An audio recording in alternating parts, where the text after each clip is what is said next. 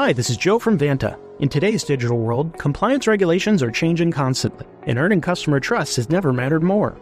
Vanta helps companies get compliant fast and stay secure with the most advanced AI, automation, and continuous monitoring out there. So whether you're a startup going for your first SOC 2 or ISO 27001, or a growing enterprise managing vendor risk, Vanta makes it quick, easy, and scalable. And I'm not just saying that because I work here. Get started at Vanta.com. Every Who down in Who Newville liked the holidays a ton. But where to get great prices on gifts, they had no idea. None. They searched and they searched for great gifts under $25. Gifts for spouses and friends and even their toddlers. When suddenly one Who shouted, Walmart has what you want, knowing they have Lego, Tree Hut, and no prices to flaunt. So they enjoy the holiday season as Who's often do. Cheering and shouting, Walmart has incredible gifts. Who knew? Find gifts they'll love under $25 at Walmart.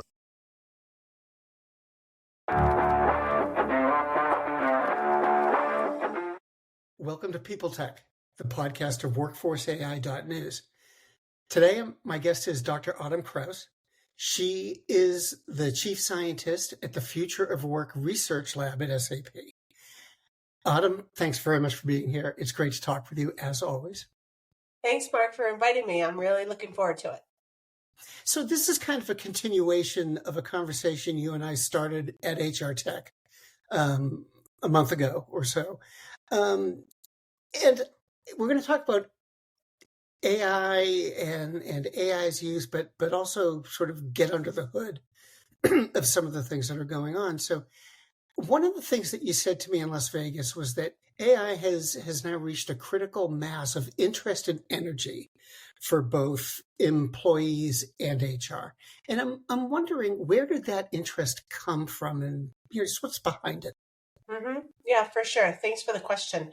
I think there's multiple motives happening here, and I'll just be honest and I'll disclaim that I'm an organizational psychologist by discipline. I lead a team of organizational psychologists of various specialties, and so we're always thinking about motives and the why behind decisions and priorities, both for organizations and employees. And so in this instance, it might be easy for someone like in the media or more of like a pundit approach to say, this is all about intrinsic motivation. Everyone's just looking forward to the better world we'll all live in as a result of AI.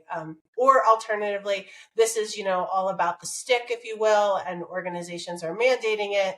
You read the news even today as we're filming this, and there was commentary along the lines of, use AI or leave coming from executives, right? So I get both approaches. I think it would be naive to say that it's one or the other. I think you have a group of employees who really are seeing the value, who have, let's call them the early adopters, but maybe in their personal life or through their own natural inclination to experiment, try out new tools. They're seeing value there. There is a critical mass, I think, of energy and curiosity about AI and seeing the potential good that it could offer in your employee experience. So I don't want to discount that. I think there is a segment of that workforce. I think there's also another segment of the workforce, as we've seen with our own research, who are just aware that the nature of their jobs are going to shift, and they feel that they need to be learning AI skills more in the context of, let's say, self-preservation and being able to still be relevant and have opportunity to attract jobs and employers in the future. And so that might be a little bit more of, a desire to maintain employment and have opportunity in the future that's driving those decisions versus just innate curiosity. Even from our global sample, as an example, we found that 42% of jobs, as employees estimated, the portion of their job that could be automated by AI. So if you are sitting in a situation and you're at that average, you kind of need to be asleep to not realize that it would be important for you to start learning and understanding AI in your jobs for the future. And so that might be another rationale that I would point out. So we have like motives of just the intrinsically interested, leaning into it because they see personal benefit. And then we have the others who are doing so maybe out of concern, job security, and recognizing that they have to more than they necessarily want to.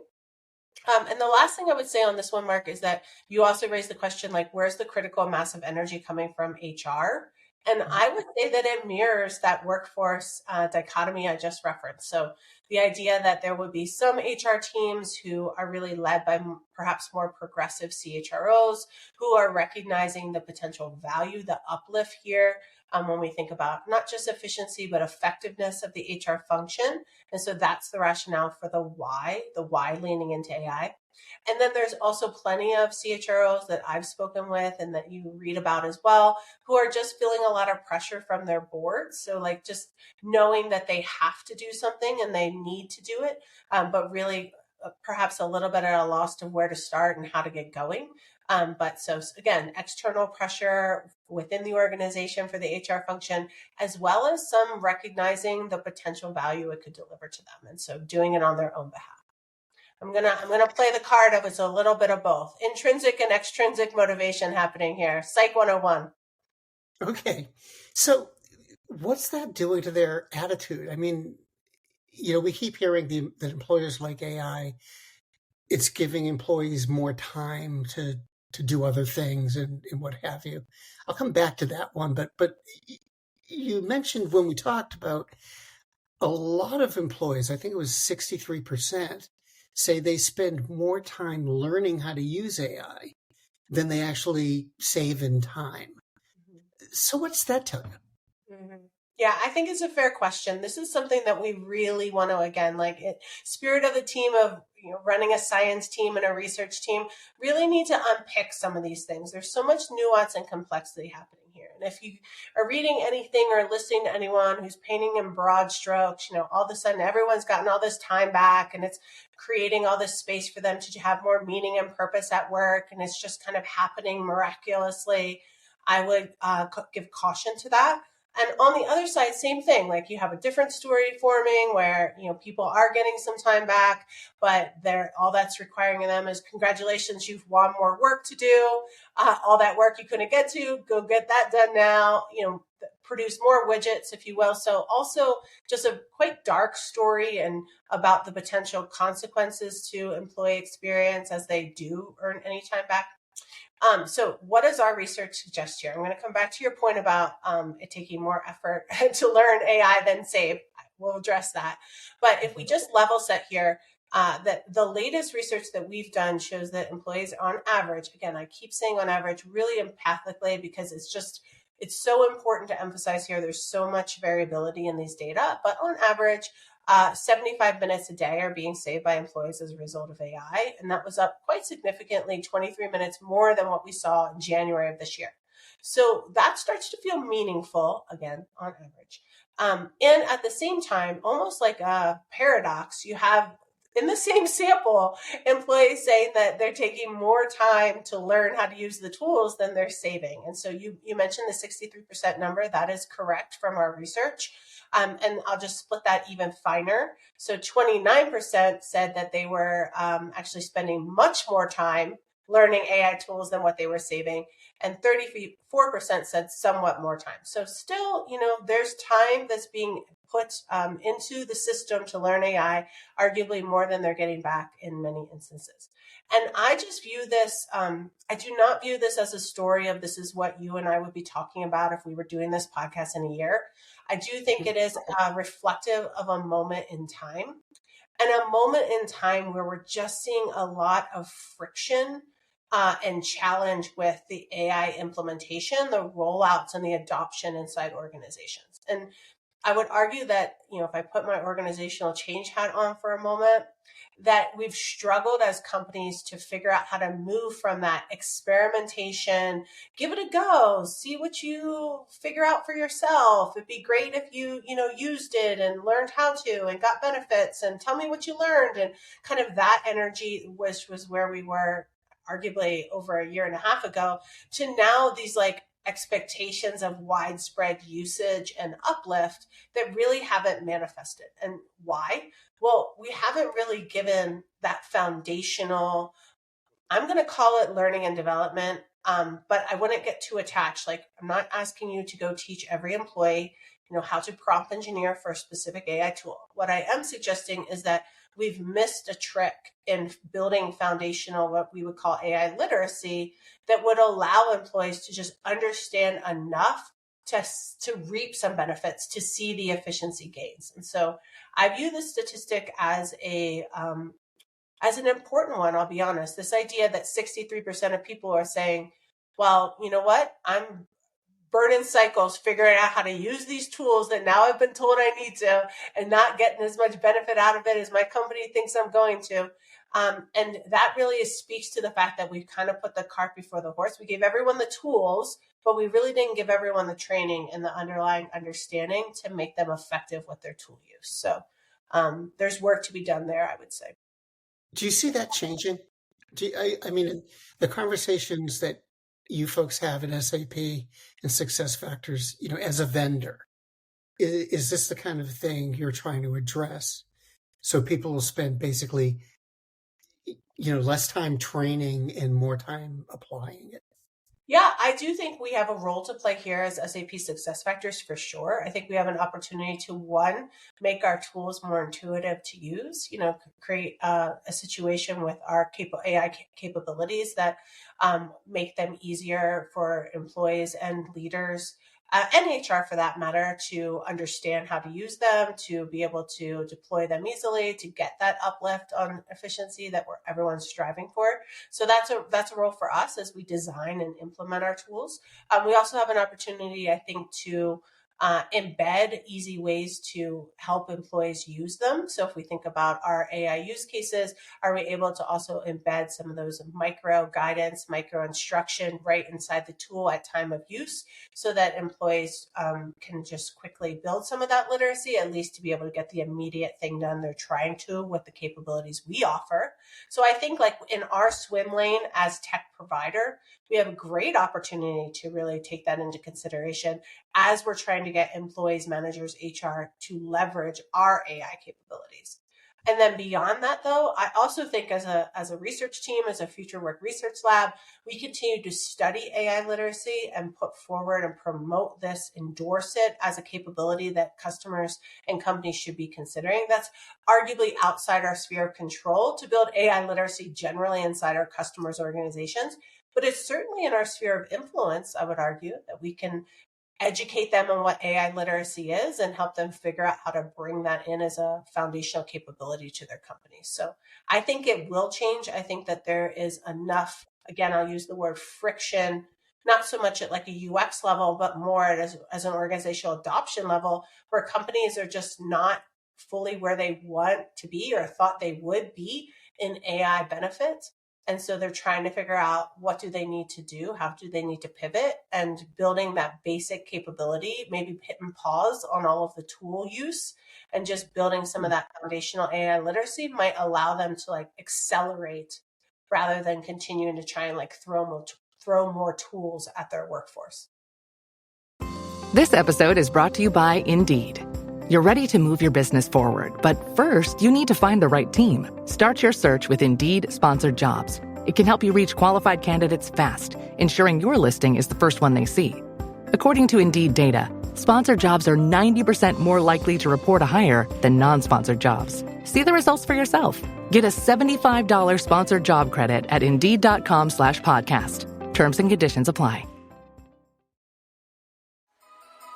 When the holidays start to feel a bit repetitive, reach for a Sprite Winter Spiced Cranberry and put your twist on tradition. A bold cranberry and winter spice flavor fusion, Sprite Winter Spiced Cranberry is a refreshing way to shake things up this sipping season. And only for a limited time. Sprite, obey your thirst. So, while employees are sort of navigating this, one of the things that you hear a lot from everybody, especially vendors, but employers too, is AI is going to save their employees a lot of time. So what are the employees doing with that time? I mean, it's not like they're suddenly getting hours sliced off their job. So what happens with that? With the time back? Yeah, that's a good question. So let's assume, we'll go back to kind of the scenario you and I were just playing out. Let's just assume that we do have employees who are reaping some benefit, getting some of that time back. Let's that average of 75 minutes a day.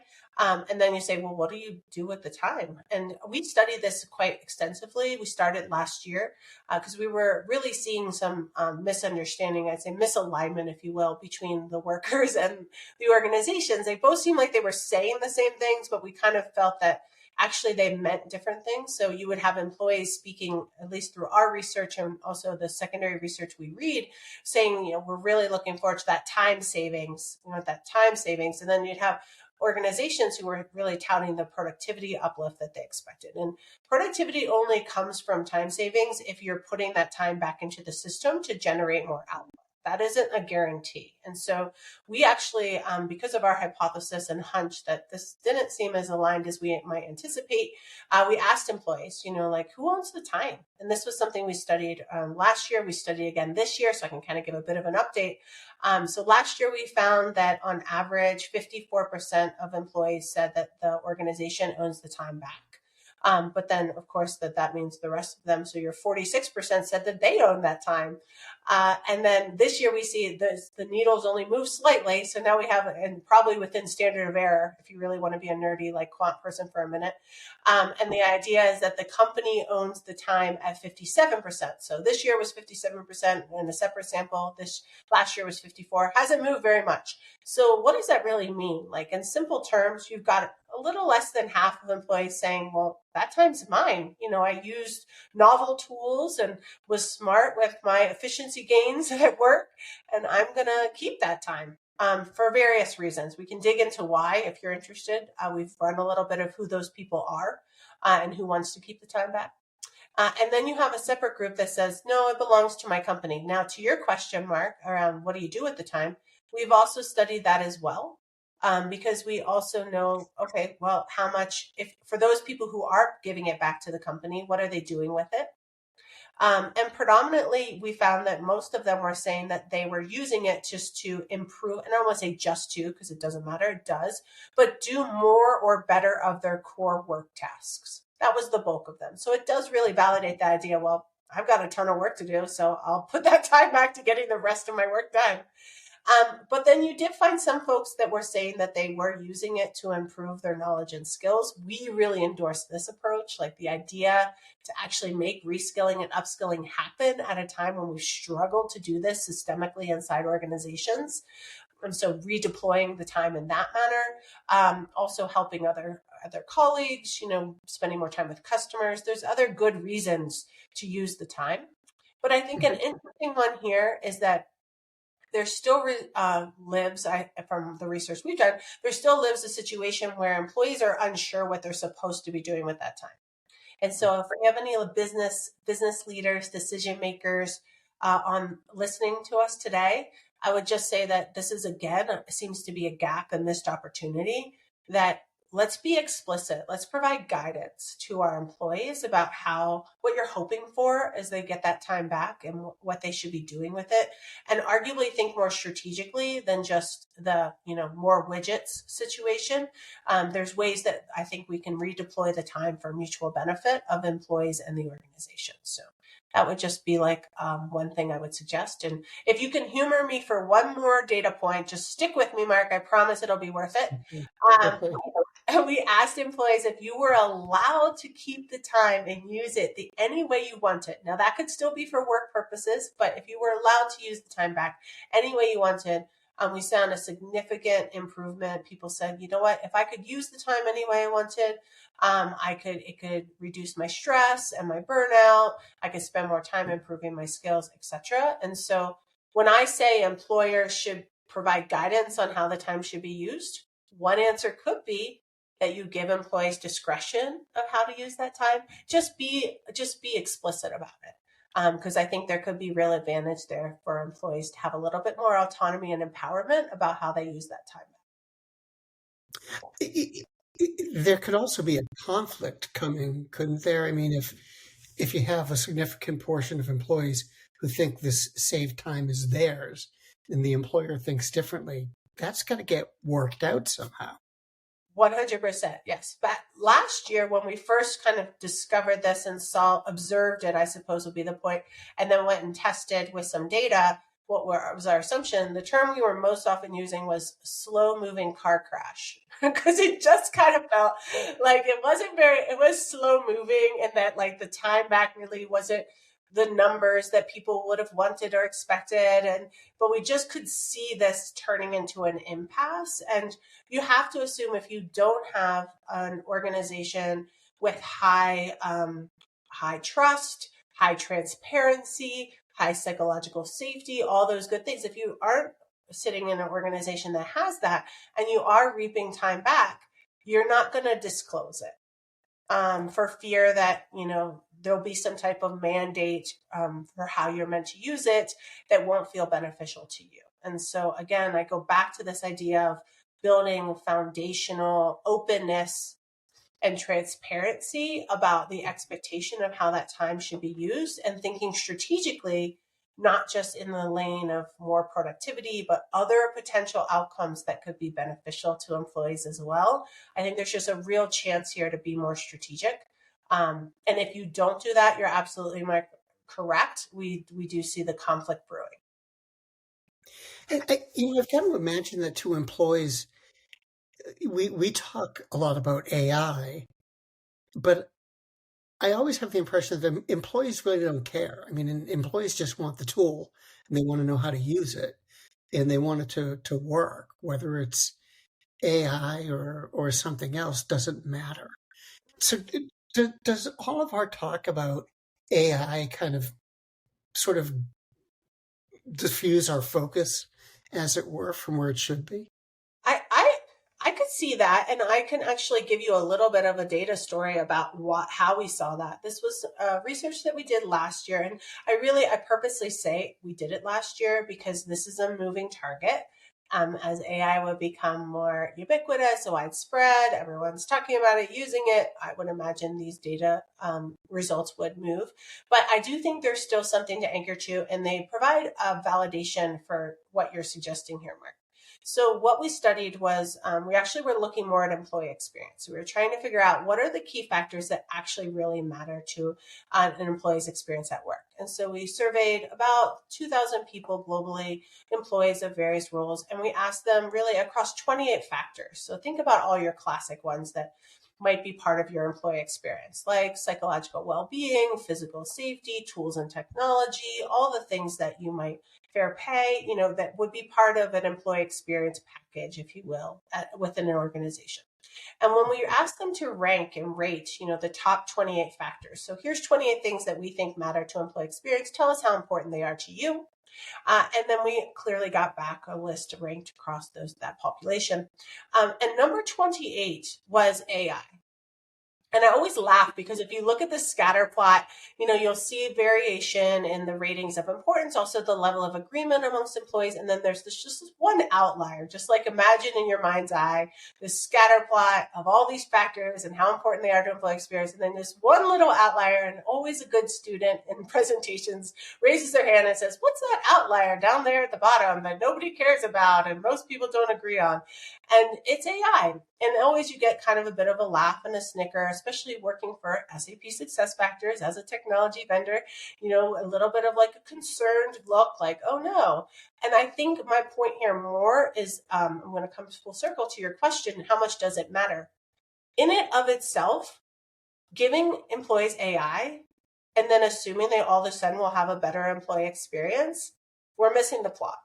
Like the plot of the story is that we use AI to enable the factors of employee experience that actually matter to our workforce. So when we look at something like the chart that we looked at, and this would be different for all of our listeners, in your organization, what are the factors of employee experience that matter most to your workforce? And then how can you use AI to enable those factors, to make those things better that innately are the things that our employees care about most? So for an easy example, it might be like growth and development. Like for some segment of our workforce, that really matters. They want to know how they can develop, how they can move into new roles, what learning and development opportunities they have. That is an innate factor that they care about. Okay, cool. Well, we can deploy AI even within SAP SuccessFactors to help enable that, to mobilize that, to make that come to life for employees. And so that is the story that we tell and counsel our HR leaders when I spend time with them and my team does. that this whole idea of like, we give you AI, you should be so happy and more productive and engaged. It's not how it works, right? It's an indirect effect. We give you AI to enable the things that you care about to make your work experience better. Let me ask you just one more question. And this can be related to what we've just been talking about, or can be about something else. What is the question I should have asked you today that I didn't? Do you do that to everyone, or is this just a special? No, you're the first one, but it occurs to me. Like, It's fun. I really was hoping that we would get in more to work redesign, because I know that this was of interest to you the last time we chatted. And the reason I bring that up is because our conversation so far today really was focused more on current tasks and current experience, and what are employees experiencing when they're trying to use AI within their current jobs. And when we study the future of work, and most recently released our predictions report at Success Connect, actually, we're really trying to put forward this idea that organizations in their short-term thinking are very much focused on trying to get more output and throughput out of their current workflows, current jobs and tasks as they've been designed. And we just don't think that this is the strategy that's going to get any of those transformational outcomes that, frankly, both employees and organizations are looking for. Like, how can we make work actually better? And so that would be a conversation I would love to have at some point, because I do think that there's a different future. There's an alternative future where we're just not trying to get more juice out of the squeeze of our current jobs. And instead, we're actually redesigning work from the ground up, trying to figure out what the tasks should be that we should be doing as humans as well as AI. And there's a chance for some real, I'm going to use the word synergy. Probably everyone's groaning, but I'm going there. Synergistic impact and benefit, if we just can really crack this nut, trying to figure out how work could evolve so that both employees and AI can reach their potential. I think it's a thing. It should be a thing. And I caution organizations who are so focused on like the efficiency, productivity gains currently, that they're waiting for something to like later deal with work redesign and the transformational stuff. We're just never going to get there. So that would be what I hoped we could talk. I kind of did. So I kind of did it.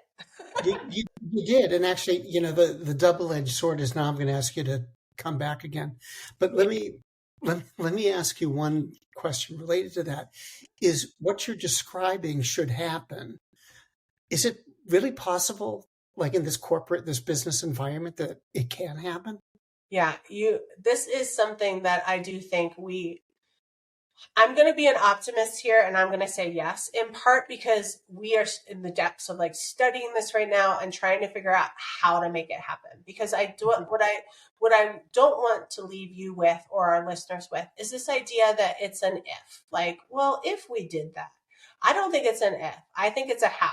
I think the real value here for organizations, the unlock of what AI can do, is not by just currently automating everything we have in place, but actually doing the movement towards new work models and new nature of jobs.